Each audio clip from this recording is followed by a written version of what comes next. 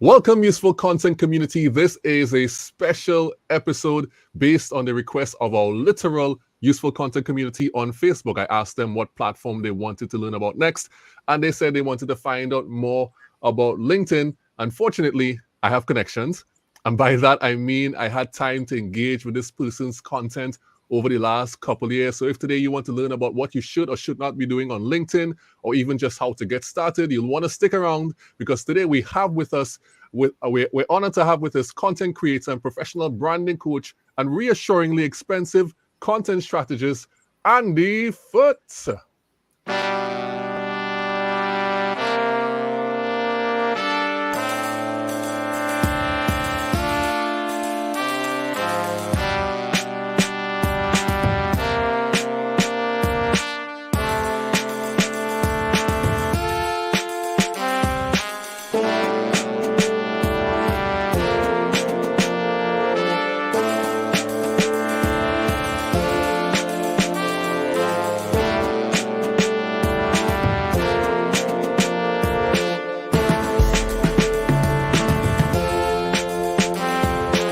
Broadcasting live from Relate Studios in Trinidad and Tobago, it's the Useful Content Creation Show with your host, Juma Bannister. This is the Useful Content Creation Show where entrepreneurs come to improve the content they create by educating themselves with useful strategies and tactics in marketing, business, and content creation. My name is Juma Bannister. I am your host, and I'm happy to be with you. And for those in the comments, we are the Useful Content Community. We own the bulb emoji. Don't forget to drop your hashtag UCC Live. And if you're here on the replay, drop your hashtag UCC Replay. And for those who are in my Facebook group, which is 150 people strong now, I think, like 151 or something like that, please drop Learn with UCC, because today we're here to learn new things from Andy, and I really have a good time. And today I'm happy to introduce our guest who is going to show us useful things on how we should be using LinkedIn. Welcome to the show, Andy. Hello, Juma. Now, I want to say, wait, you said that you're the host. I thought the deal was I was going to host and I would be interviewing you. Have I got that completely wrong? I think that is probably scheduled for the next time we meet up. I mean, just because you're wearing the headphones and you got the matchy with the microphone, and I know you always wear red, doesn't mean that you're automatically the host. I'm gonna have to read our contract again and see what.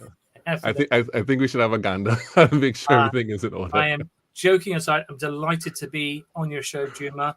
I've been a fan of yours for a long time too, buddy. So it's an absolute pleasure. Right. And I'm happy to have you. I mean, I don't know why it took so long. Because I'm hard to get. I play really hard. I mean, you have to ask me multiple times, and I might ignore the first two requests as well, because I'm a bit of a catch. Not really. Yeah, kind of. I mean, and this is the first time I'd asked, and it was like short notice. So maybe I should do this all the time. Maybe that should always be the MO. It was short notice, yeah. I was short notice, yeah. But I've been on your, I know you are in high demand, and our earliest interactions were on Clubhouse. So I've actually been on your show 3 times. Once on Clubhouse and twice on LinkedIn. And check this out. This is like me on your show. That's when you had the RE20 there and the 16 questions live. That's right. I knew I was taking this screenshot. I made sure I looked the best. And so that was us there. Yeah, you got the pose all the way down. So those were good times.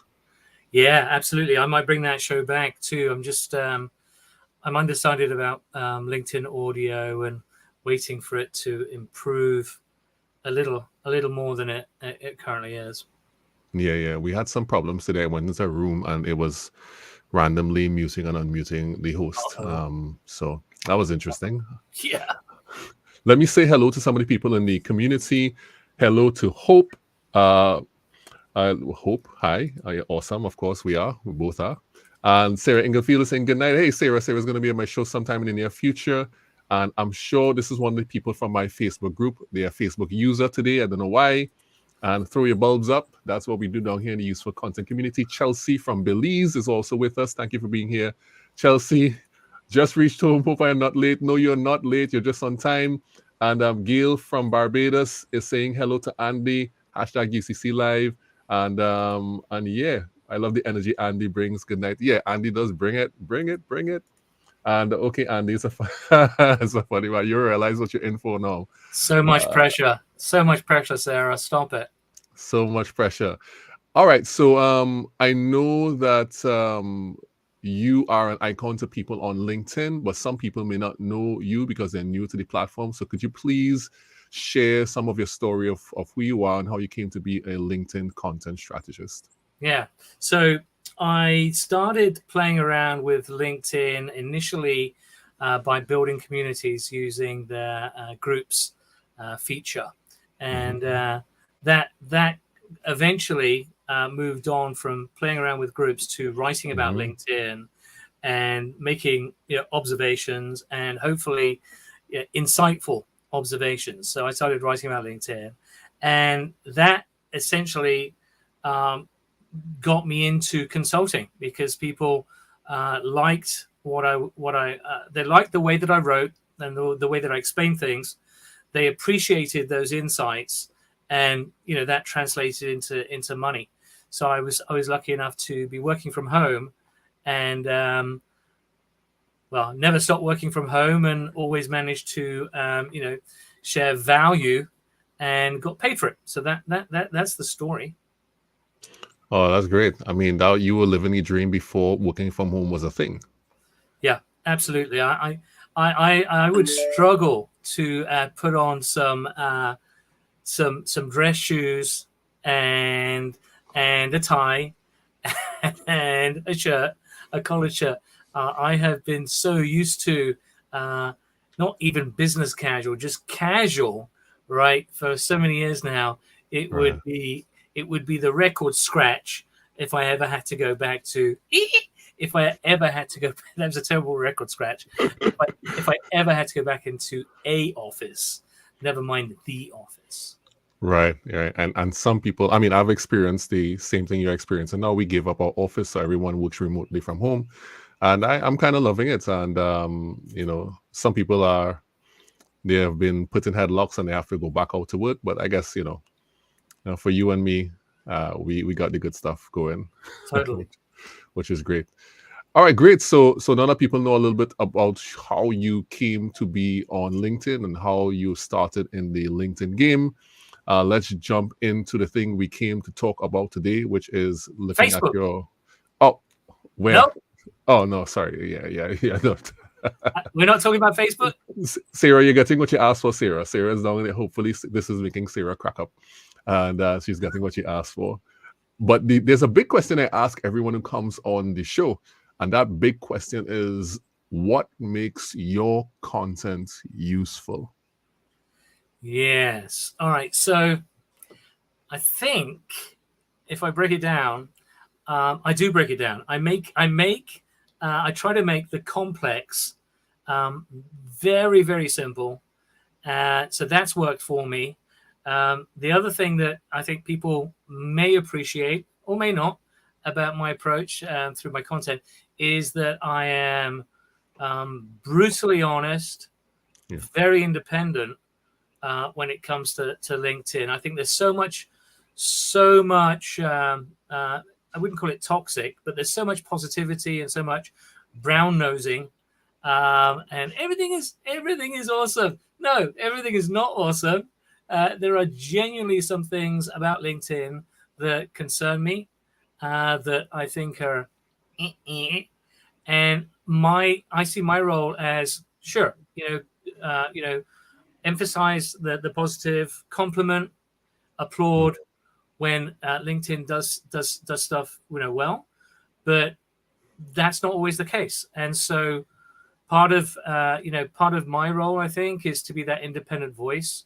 Not only am I trying to teach and entertain sometimes, but I'm also trying to point out stuff that could be better.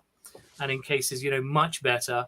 And Yeah. I think that helps. I think that's there's different layers to my approach, and I think people appreciate that, honesty and me probing, investigating, researching, and then explaining in very easy to understand language, what I think is going on.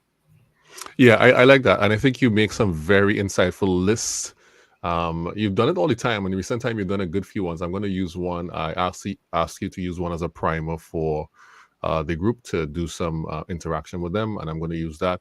But the list you tend to do are pointing out things that really could be improved by LinkedIn, and some things that are quite obvious even. And recently, you actually went into your tribe when you were asking them about ideas to how to improve LinkedIn, and somebody suggested the pinning of comments, right? And that should be a thing. You should be able to pin comments. But it seems you were really impressed by the idea of making it impossible to send impersonal connection requests or connection requests without a personalized message. Why is that important to you?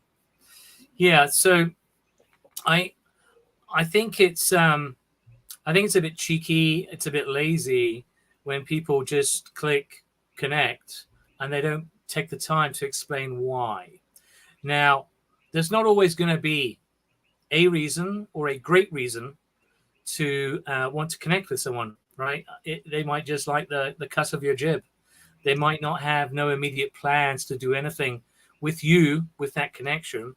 It might be a hedge against future collaboration or doing something, and that's fine. So where there's no message that someone can muster up, no note within that connect, that invitation, then they can still make a reference to, okay, we have X amount of people in common, including Juma, and name 2 or 3 other people that we have in common.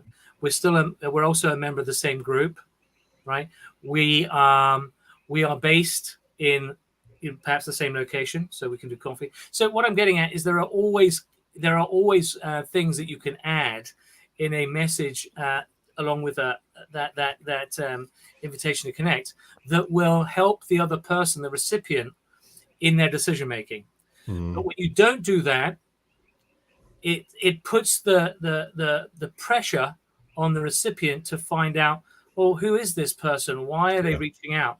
And that might be by design. They might intend that that you go to their profile page. I don't know about you, but I'm busy. I don't want to be doing that. Just tell me why, and then I'll make a decision. Don't make me go to your profile and then try to figure out. So a couple of things that I'll add. If you really can't think of a reason, I have a code in my profile page that I encourage people who don't have an immediate reason to use.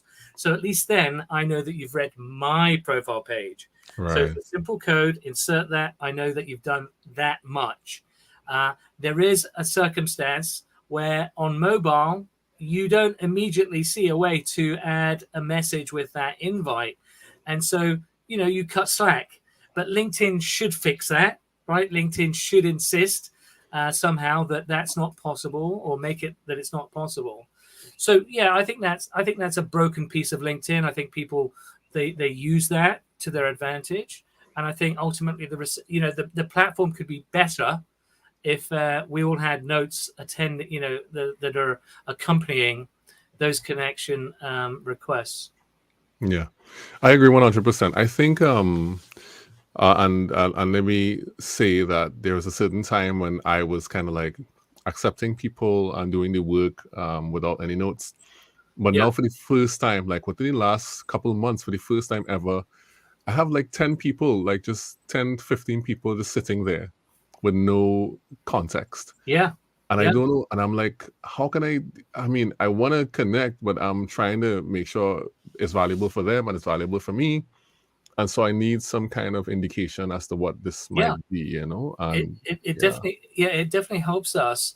And if from the sender's perspective, if you really want to connect, right, with that person, why wouldn't you make the effort to explain and make it easier for that person to decide? So and then there's been a lot, certainly over the last 2 years, of people suggesting that, they've researched this and they found that actually, if you send a connection request without a message, it's more likely to get accepted than with. And that drives me crazy because I don't care. I don't care if that research is accurate or not. It doesn't help, right? It doesn't help either party. And if someone reads that and believes it, whether it's true or not, then there's a less chance that they're going to bother to send that message. It's not like a cover letter with a resume, right, which was recently said to be inefficient or not necessary. It's not that at all. It's the beginning of a relationship, if you want it to be. And as I said, just make it easier for the other person. Don't be lazy. Don't be mysterious. Mm-hmm. Anyway. Yeah. I too have implemented the code in my profile. And did you steal that idea from me, Juma? No. That's my idea. I want a royalty. I think you owe me money for that. John Asperian does it too, and he stole it from me, and he owes me money. I'm kidding. I think interestingly, that's a really good. I mean, it's a good, and it's right. Of course, it's right on the last sentence, obviously, of the profile. So you have to read through the entire thing, or you have to know a code is there and skip to the bottom. I guess not everybody will know. You're now. A terrible man. Yeah, I don't do that. I put it in my experience section. I don't make them go all the way to the bottom. Yeah, that's torture. What you're just You're a terrible person for doing that. Yes, I am, and as a result, I have very, very low code people, low code users, low code user count. Low code usage. Yeah. So yeah, that's one thing that you can do. All right. So Andy, could you tell us like your top things that people who are on LinkedIn should know if they want to get started? I have some very specific questions for you from the community. But if you could give a general overview of what you think are the important things anyone who's coming onto the platform for the first time and wanting to make an impact should know and should do.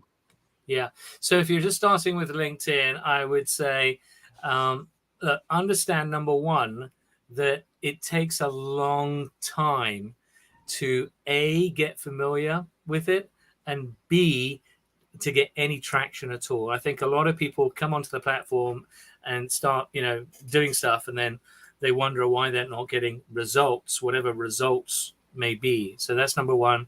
Mm-hmm. It's going to take some time. Number two, everything is within sight. So in other words, treat LinkedIn as a vast library where you can see what people are doing, and then you can make a decision on whether or not what they're doing is working. So, for example, engagement. You can see content getting engagement. Why is it getting engagement, right? And number three, treat LinkedIn as a big laboratory as well, because you should be testing absolutely everything in terms of different content vehicles, different writing styles, different topics, etc., etc., etc. You must do everything within your means to try and find out, what your tribe, what your audience responds to, and then wrapping it all up right after those three is make sure that you're doing stuff that you enjoy doing, all right, and that it doesn't seem like a chore, or it's difficult, or it's frustrating for you. That final point was brought home to me. I was reading a book by blanking on his name now. Bryan Cranston. Bryan Cranston out of Breaking Bad was his big success. Oh, right, yeah. In acting. But before Breaking Bad, he went to an acting coach because he was in the dumps with his career well before Breaking Bad. And he was a journeyman actor, and he was just worried about not getting the success that he felt he deserved. And his acting coach said something very, very fundamental to his future success, and it was don't focus on the results, focus on the process. By focusing on the process and getting enjoyment out of doing what you do, right, you take the pressure off completely when it comes to am I successful, right? Am I earning the big bucks, the money I deserve for my acting abilities, talent, experience, etc.? So that can be applied to LinkedIn, right? If as long as you enjoy the process of putting content together, engaging with people, and all of that good stuff, if as long as you focus and enjoy that, genuinely enjoy it, the other stuff will take care of itself. And I firmly believe that. So I'm just as excited today when I hit publish than I was right when I first started out, like a decade ago. It's still, it's still an exciting proposition for me. So as you know, as long as you keep hold of that, I think that's the one big takeaway. I think that you should take away that you should consider when you're starting off on LinkedIn. Right. But I mean, how do you keep that energy up on a platform that some people consider to be the most boring platform there is? How do you keep that energy up? Right. So it's only boring because other people perceive it to be boring, and they perhaps haven't discovered an author, a creator that speaks to them, that is good at producing, on a regular basis and on a consistent basis, high quality, relevant information, data, content that speaks to that person, that they're either learning from it, they're being entertained by it, or they're simply, loving the engagement that's created around it. Yeah. So, what I love seeing is when content sparks community. So the content itself gets people chatting, and you get that water cooler effect where it doesn't necessarily have to be about the topic that the author has put out there, but it's the community that because I see people as old friends when they keep coming around to engage with me and with other people who are engaging on my content. So it's these pop-up communities that occur around content. So I would say it's not boring if you can find that. Find those wandering tribes that are coalescing around certain authors. And sure, it's the author. You like the author. You like his or her content, but you also like the people, and you get to know the people that are coalescing. Yeah. And so would you say it's important for anyone when they're thinking about doing more on LinkedIn to think of their content as a place that they want to attract people to and build a community around the content? 100%. Yeah, if you think about the mechanics of it, people are not going to Google you and then be brought to your profile page. That's not, generally speaking, that's not going to happen, right? What usually happens is people are discovering, they're bouncing around LinkedIn, and they're finding, oh, what's this? Oh, okay. Oh, well, I quite like this person in terms of, their content, and that speaks to me. Let me go and check that person out and take a deeper dive. So it's the content first, and then the profile page second. That I think is how the migration of interest occurs on the LinkedIn platform. So that's why content is everything, right? Content is essentially how you communicate and how you gather people around you and how you draw people in, depending, regardless of your objectives, right? Whether you're looking for a job or a new job or promotion, you're trying to start a business, you're running a business and offering services. That's why B2B is pretty hard on LinkedIn, because people do prefer to deal and engage with other humans, and they don't generally do that with businesses and company pages. Right. Well, interestingly, so let's talk a little bit about content, and specifically personal content. So you described personal content post-pandemic on LinkedIn as the toothpaste being out of the tube, which means that there's no going back. And you said that you have posted personal content and your tribe doesn't like that. As a matter of fact, I think I saw there was a post with your dad, and I found it was hilarious because you said that your dad threw a roasted potato at you, And they glance your cheek, because you were disrespectful. Right.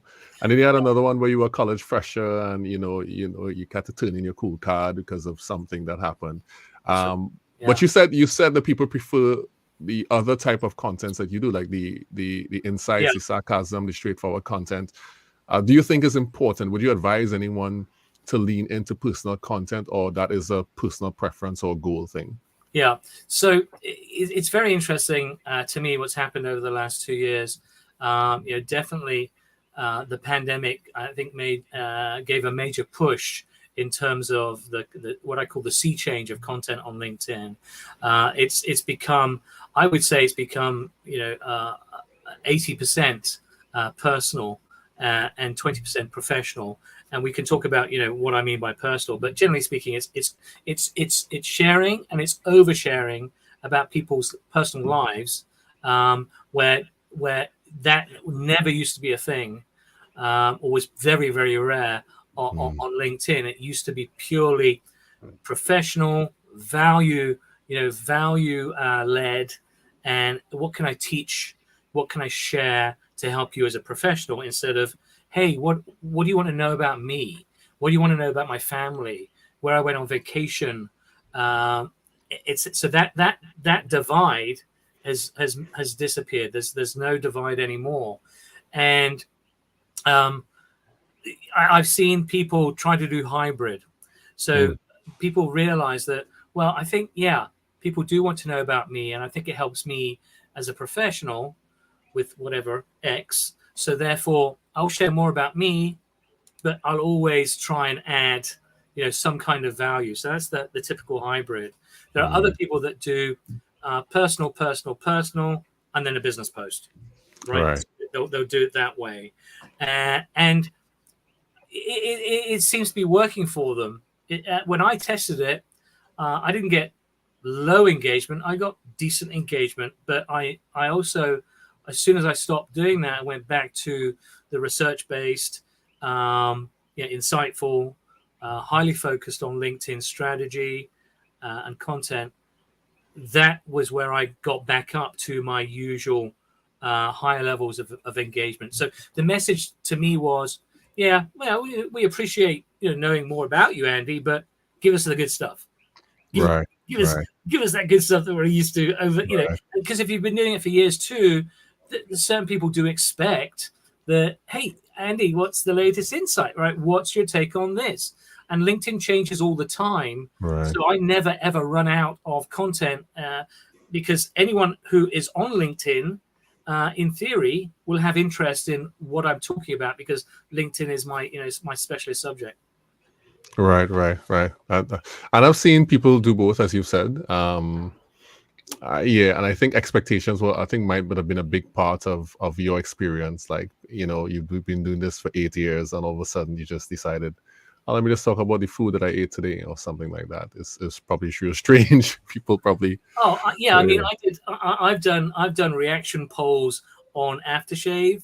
I've done I've done. Do you prefer to have chips, fries with mayo, or with ketchup? And people have gone, Andy, and the steam has been coming out of their ears. What are you doing? I don't expect this from you. And I was just testing. I mean, I do a lot of testing. So right.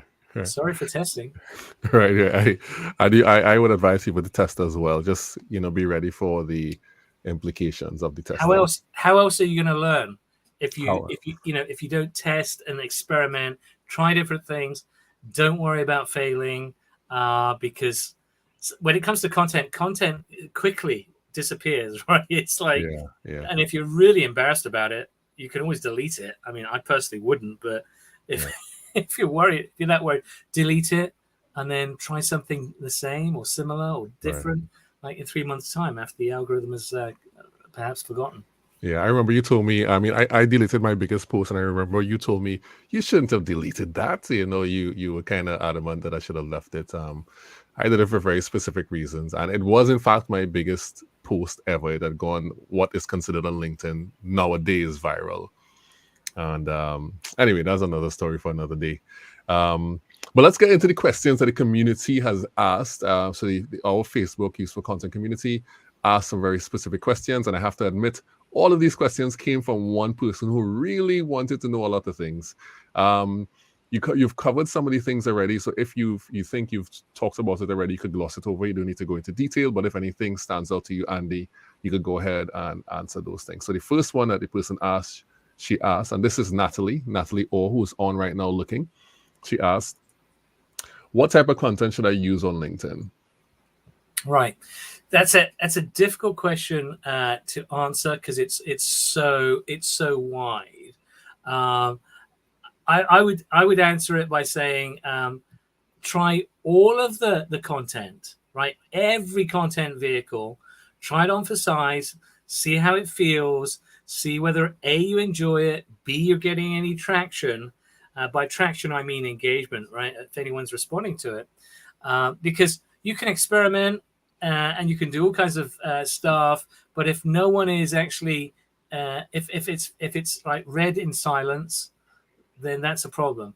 You need to get that engagement because that engagement gets you more engagement. So try all of them. Did you say Natalie?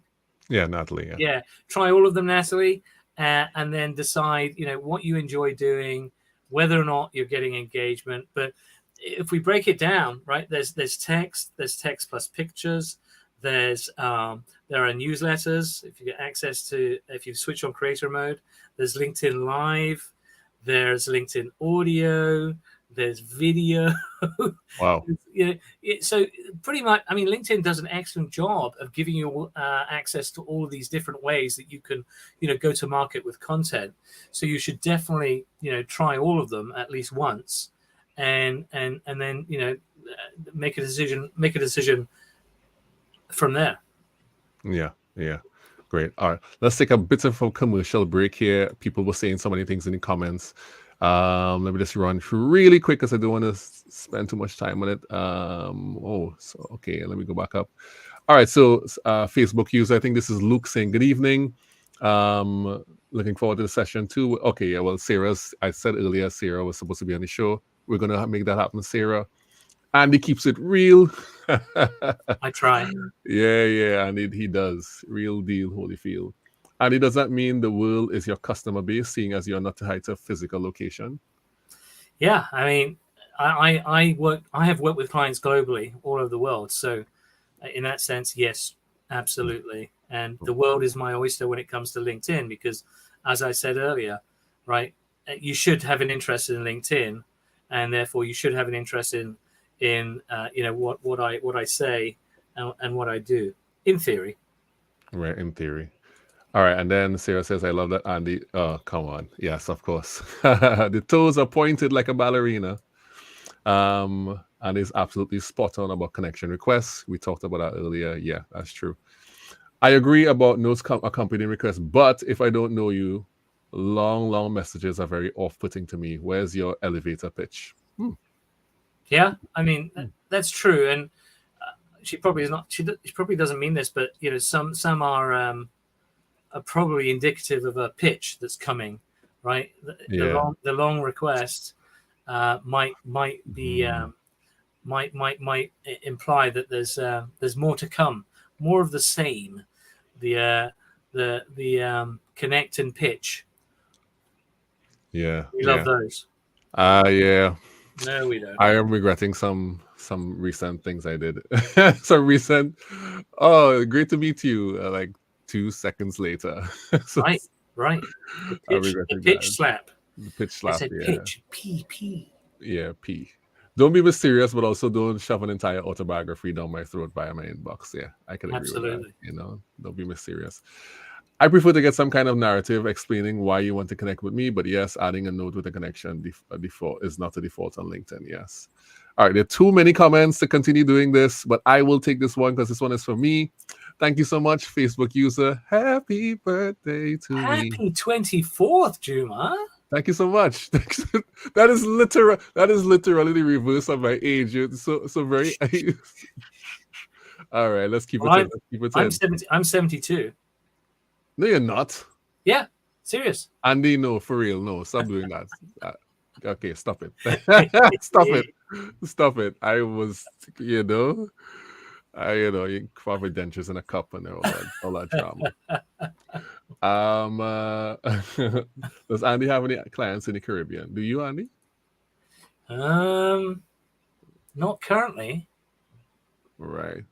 Well, maybe that might be an invitation. You never know.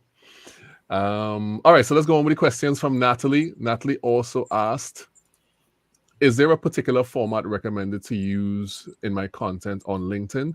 I feel that the content you post on Facebook or Instagram cannot be used on LinkedIn. Yeah, I don't think there is a particular format. Content is content, whether it's written, whether it's visual, audio, infographics. I'm a huge fan of infographics. My theory of infographics is that for the busy consumer, the busy reader, you're achieving the visual plus the data, the info, and if you do it particularly well, I think you also can tick the creativity box, because we've all seen boring infographics, and I'm a huge fan of Canva, and Canva lets my creativity run free, but there's so much there that I can already use, so I don't have to start from scratch. And I tried it with the iPad and a piece of software, and I thought, this is taking way too long. I'm just going to go to Canva, choose the ready-made images, etc., and make them my own, make them look how I want them to look. So huge fan of Canva, but yeah, creativity, infographics, no particular format. Yeah, I think only graphic designers who use the Adobe Suite and other things hate Canva, but generally it's useful for most people. Yeah, I get it. I mean, they obviously, they're probably trained in it, right? Have been for years, and they can do so many amazing things. Yeah. Right. So other question from Natalie. She asked, I noticed there's a welcome video. What should that comprise of? I wonder what she means by welcome video. That's your profile. It's 30 seconds the now. headshot. Yeah, the headshot video. Yeah. So again, let your creativity run free. I'm using an avatar with a piece of music that I really love, because I wanted to do the opposite of what perhaps people expect, which is the talking head and the sell. I'm not interested in doing that. Maybe it's because I'm a Brit and I don't like selling or promoting myself. I would much prefer to leave someone, surprise someone, but leave someone, with a smile on their face, and hopefully that tune in their head. So, do it. My advice is to do it differently and do it in a way that, is perhaps a little unusual or unique. Yeah. You want to be remembered as well. I mean, how many talking head videos have you seen and remembered, right? It's like boring. Yeah. I think it's kind of like your profile hook. When they come to and they look at the video, it kind of tells them it should give a sense of who you are, but it should also be exciting or engaging. Exciting is the wrong word. Engaging enough that people want to check out more of what might come. There's so much info in the profile page itself. You don't have to sell from the top with the video, right? You can promote yourself if you wanted, and I do too. I actually do in the profile page, but yeah, I think use the headshot differently is my advice. All right, nice. Next question from Natalie. She says, starting off, what is the best way or method you recommend to build a personal brand on LinkedIn? Ooh, that's a whole show. That's a whole show right there. Yeah. So figure out what you want to be, and I said it just recently. Figure out what you want to be remembered for, because the worst thing I think on LinkedIn that can happen to a person is to be forgotten, or to be ignored. So how can you be remembered? How can you remain top of mind with people, not as many people as possible, with people? How can you just stay there in their consciousness, and I think that's when your brand will form, when you figure that out. Yeah. What do you want to be remembered for? What do you want to be known for? And one of the things that for me, I don't know what you think of this, Andy. So there are people who there are two types of things that happen. Number one, people who just post motivational quotes. That's all they post. And I'm like, well, that's not really useful. Maybe for somebody who wants to be motivated, but if you do that like every day, what are you building? And the problem with that is that if you were a motivational quote writer, that was your business, that would make 100% sense. But the person might be an accountant, and that's what they're doing, And I say, well, you do you, but how does that drive your business forward? How does that address the things that people want to know about you in order to hire you for business, And I think there's a big gap there. Building a brand takes work. I think it also takes insight. It's knowing yourself, right? Who am I? What do I do well? Why should someone care about any of that? I think these are the fundamental questions you have to ask. But yeah, anyone can curate, right? Those personal quotes. You can do that for a long, long time. But as you say, what does that tell people about you? So yeah, the curation you can do, but the creation I think is significant. It's important. It helps you to, I think, achieve objectives. And there's the 99 and 1 rule when it comes to social media. So 90% of folks will only ever observe in silence, consume. 9% will engage. 1% will create. So if you're in that 1%, that's remarkable. And if you're in that 1% and moving that needle and achieving stuff, that's very special indeed. So it can't, of course, be done without that 9%, without the collaboration, help, and support of the 9%. But being in the 1% is tough to do it successfully. So understand, the 90, the 9, and the 1. Yeah. So essentially 10% of the platform moves all of the platform. Yeah. And I've had clients from the 90%, and they said, "Hey, Andy, I've been a fan of yours for years. So I'm delighted to be working with you." And I'm thinking, I've never heard of you. I don't know who you are.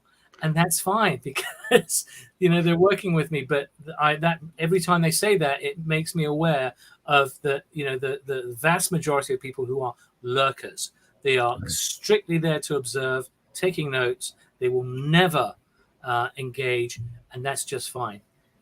Right. Yeah. I mean, I don't mind the fact that they don't engage, but at least after a while, come and, buy something, please. I do, show some appreciation for all of this good stuff that we've been given. I think that's only fair. When it intersects with a need you have, hopefully the content is good enough to convince them that you are the person that they should talk to about the problem that they have. That should be a thing that should happen. All right. And last question from Natalie is, what is the best way to optimize my LinkedIn profile? What details should I include? Bio, header, etc. Yeah, so fill out all the sections. Make sure that you're giving the fullest picture of you. I don't think there's any special guidance I'd give other than fill out as many sections as possible. Do spend a good amount of that time on your about section, and make sure that is A, informative, but also B, interesting. A lot of about sections are just copy and paste from the resume, or a summary that doesn't really say a lot about you as an individual. And like I said, it's human to human. That about section should really tell your story. But I think the profile, as I said, is the last thing that people check. Your content is really where people get to know about you. Yeah, definitely. Agreed. I think when we were on Clubhouse, we were talking in the room, and I had a set of facts listed about me, and you went into the profile and you were like, "Oh, Juma has taken 1 million photographs," and you actually you pointed that out, and that I guess was interesting, and so it was like an icebreaker and allowed me to come on stage with some level of context. And so, those are interesting things you could have in your profile as well. Facts about you that stand out, Absolutely. Yeah. What makes you tick? What makes you special or different? I think everyone is unique in multiple different ways, and celebrate that. Right, definitely. So Natalie has asked another question, which I can't put is like a multi-tiered exam, like thesis question. I'm not going to use that one. We can answer that another day offline. But I do have some questions to pose to you, Andy. I got Yes. some bones to pick with you. All Do right, you now? so these are confirmation questions, actually, almost like, and then we Yes. have to do agree disagree. So we have about 15 minutes again. But let me Yes. ask you this thing. For everyone who doesn't know about LinkedIn, I'm going to ask this question and Andy will explain. Right, Andy, how did your beef with the purple baby start? So, yeah, Purple Baby, otherwise known as the Curious Reaction. Purple Baby because there was a class run by a Dutch trainer. I'm trying to remember his name. It's blanking. He was running this class and he was running through the reaction suite, and someone shot their hand up and said, "Excuse me, what is that purple? What is the meaning of the purple baby?" And I thought that was hilarious because it does indeed look like Yeah. a purple baby, and I do not like it because it is the only reaction on LinkedIn that is capable of being misinterpreted. It's not a positive. It's not an entirely positive reaction. It can be perceived as negative.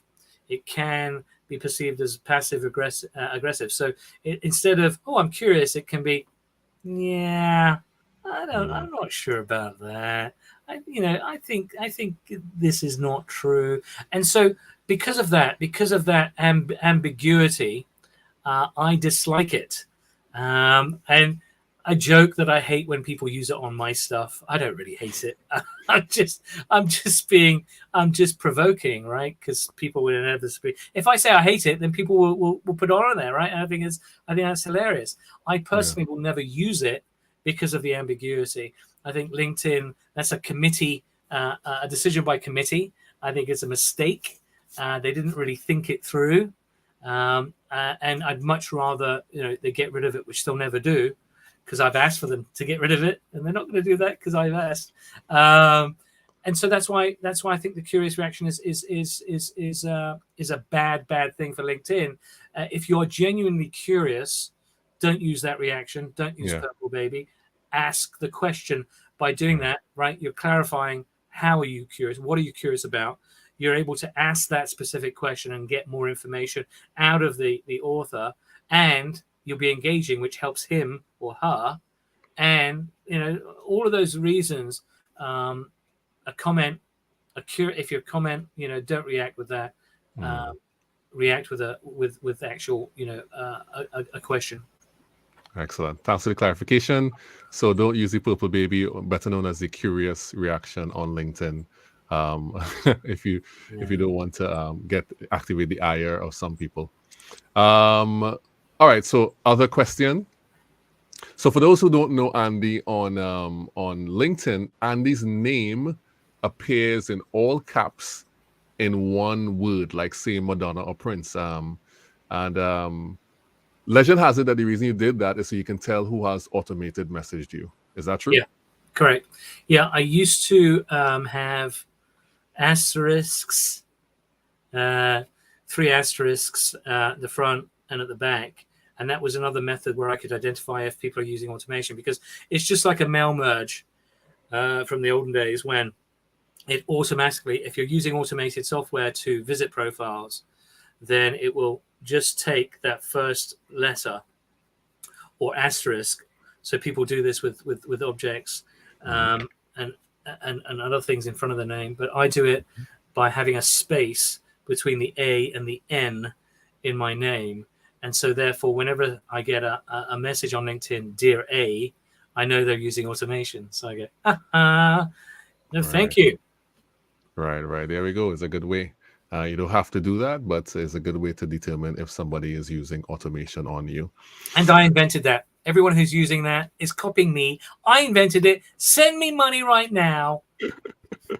And he's been around for a long time. He's invented lots of stuff. I have. I didn't know that that code thing was from you. Oh yeah, dude. Anything exciting and sexy on LinkedIn that you're using, I invented it. Send me royalties.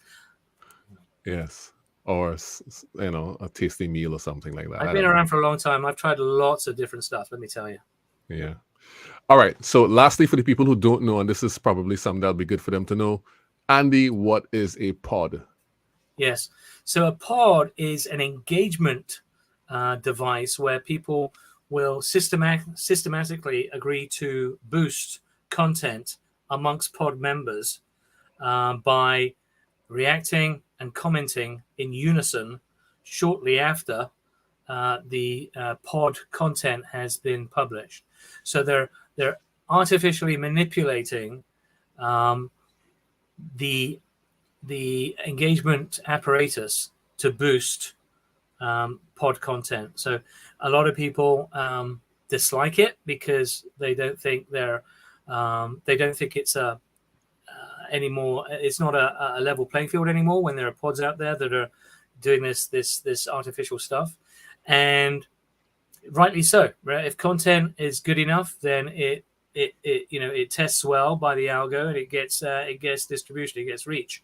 And people who are trying to cheat and game the system like that, LinkedIn doesn't like it, and certainly ordinary users who are not in a pod and would never dream of manipulating, they dislike it too. Yeah, and it's not really useful for anyone either. It's like it doesn't really gain you anything. It's like people say it's like training wheels for newbie authors. Yeah, no, it isn't. No, it isn't. It isn't. Yeah, definitely not. you take them off, and then that author will fall like that baby without the training wheels. They just start off as everyone else does, and don't resort to cheating. Yeah, agreed 100%. All right, great. So we've come to the end of that segment of Natalie's questions from the Useful Content Community Facebook group. Good questions, Natalie, and good questions, me, because I had a couple in there. Let's just see what the comments are saying, and then we'll do the last segment, which is agree, disagree with Andy Foote. Let me see. Looking through the comments. Yes, testing and including your community in the discovery process, definitely. Enjoy the journey, and the results will come. 100, you get 100 on that, 100 marks. Yes, the lines have become very blurred between personal and professional. That is also true. Somebody is saying good night on Facebook. Thank you for saying good evening to us. Okay, we answered that question already. Where is the laughing emoji on LinkedIn? There is one now, by the way. There is one, Sarah. That is something you should be right. People are using it more and more now, and appropriately at that, which is good. So infographics is so cool. Somebody says they love Canva. Let me see if I can find an actual question in here anywhere. Maybe the consistent motivational quote posting is to keep on top of the LinkedIn algorithm. Have either of you found this? I'd rather not just post for posting's sake. What do you think, Andy? Yeah, I mean, it's hard to know if that's working or not for the person. There is something to be said for posting content on a regular basis, for sure. But you must find your own cadence. So don't feel pressured to, post every day. Because that could probably lead to degradation of your content if you feel that pressure.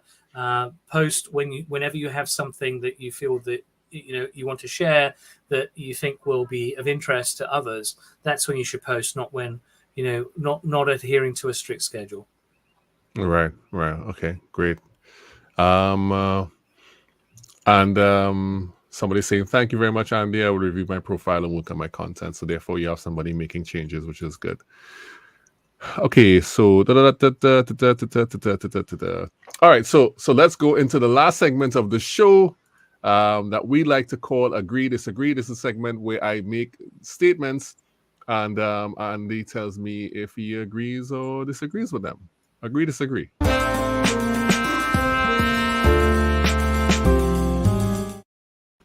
So this is agree, disagree with Andy Foote. I will make some general statements, and Andy will tell me if he agrees or disagrees. These statements do not reflect whether I agree or disagree with them. It's just general statements. One or two of them may be very specific to you, Andy. So let's do it. Agree, disagree. And this one, everyone gets asked this question on the show. Passion before skill. Ag. Okay, ag. We're going to take an ag on that one. Agree. Right. Next in line. The laughing emoji was totally unnecessary and should have been left out, or at least should have been yellow. Disagree. Why? Because humor is essential for everything in life. It's how we find our friends, our foes. It's the way we express our intelligence. It's the quickest way to empathize and to congregate. So yeah, humor is the lubricant of society. And laughing emoji was way too late coming, and thank goodness it eventually came on LinkedIn. Excellent, excellent. Yeah, it came after the support emoji, which is interesting. Agree, disagree, Andy.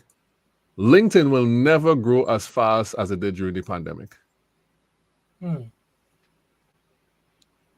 I can see the logic in that, but disagree, because if you look at the stats, LinkedIn is growing like this, and it hasn't stopped growing. So whether or not, there are so many dupe accounts that people just haven't got around to deleting, and that LinkedIn will never delete because this is good for their share price. But yeah, there may have been a bump, but I think generally speaking, it's always going to grow. There will always be people on LinkedIn who need to get something out of LinkedIn. And so that value proposition will always be there. So yeah. Okay, great. And talking about personal content, being an Army brat helped you develop a clear sense of self. 100%. Right. Yeah, it was how my character, my personality was molded, moving every 3 years on average, multiple schools, multiple locations. I was continually the new kid on the block, and I made a decision to be the person who would, go with an outreached hand and say, "Hey, pleased to meet you. My name is," and it's been great for my journey, and I could have easily just been a wallflower and been shy and retiring instead of enthusiastic and social. Excellent, excellent. Gregarious. All right. Agree, disagree. Audio rooms on LinkedIn is a passing fad. No, disagree. I think they're here to stay. LinkedIn has put a lot of effort. They've got a team, right, building them and making sure they're good. Hopefully they'll be great, but they're not a fad. People, we've seen it on Clubhouse. If the Clubhouse concept is all about immediate social, immediate relationship building, and understanding who a person is, how fast they can think on their feet, how well they can communicate, and persuade and convince and impress, and all of that happens rapidly via audio.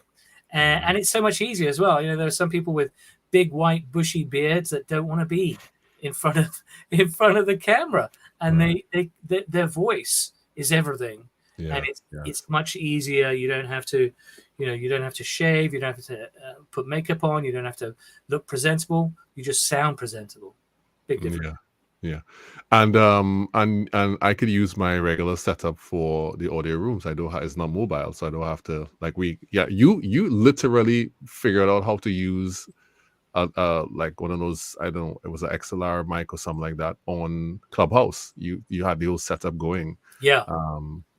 To me the quality of the sound was a differentiation, a way to stand out from the crowd.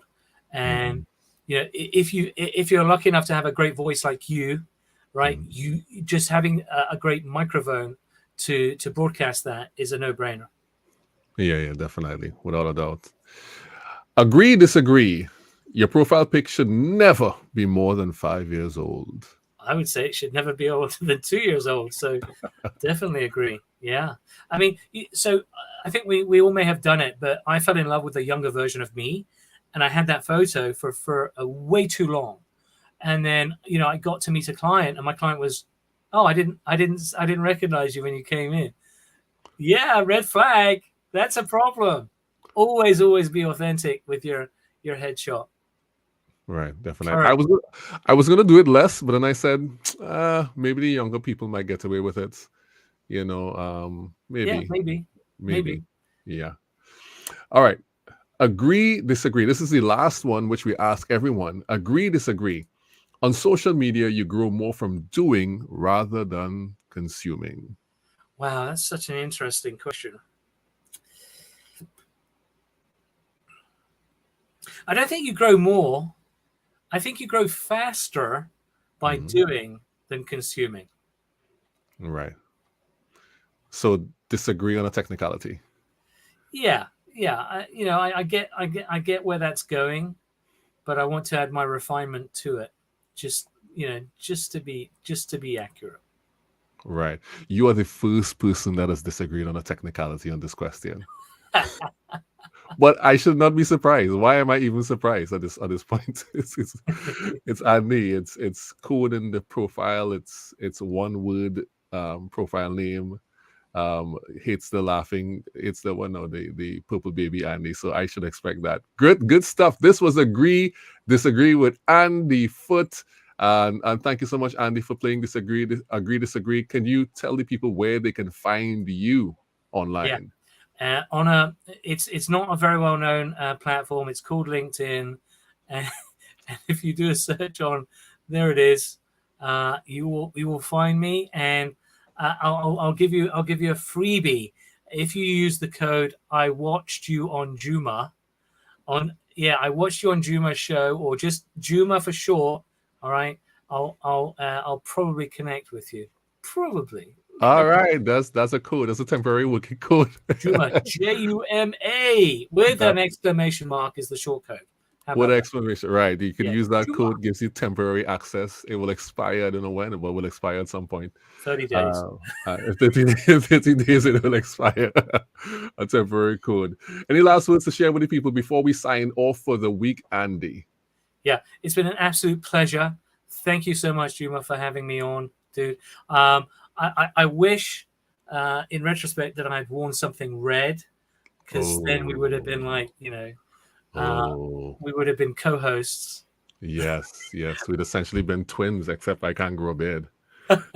But yeah, keep up the great work, my friend. It's always a pleasure to share the screen with you and to watch you work. And also, thanks to everyone else who has tuned in and listened to us chit chat. Excellent. And let me just put up Gail's last comment, because I know I'm not going to get back to it. No, that's not the one. Sorry, but there is automated software to visit profiles as well as respond to people. Yikes. Yes, there is, Gail. Very business. Much so. Yeah. And someone is saying, thank you, Andy and Juma. Thank you, an appropriate end for today. So thanks everyone for being here on the Useful Content Creation Show with Andy Foote, and we'll see you soon. And I forgot to tell Andy, sometimes in secret I call you the Foot Soldier. I like it. Yeah, in secret. First time I've said it publicly. But bye everyone, and we'll talk to you soon.